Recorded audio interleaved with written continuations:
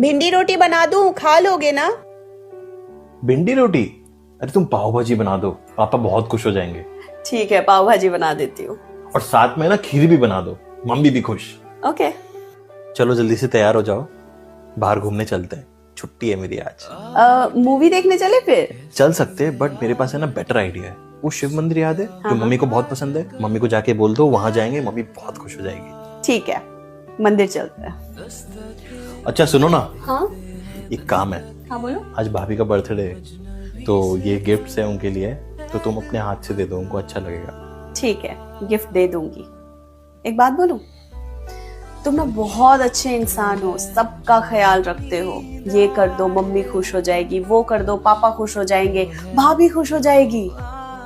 कभी अपने घर वालों से ये कहा है कि ऐसा कर दो मेरी बीवी खुश हो जाएगी? जो तू कह दे तो हंसते हंसते मर जाए।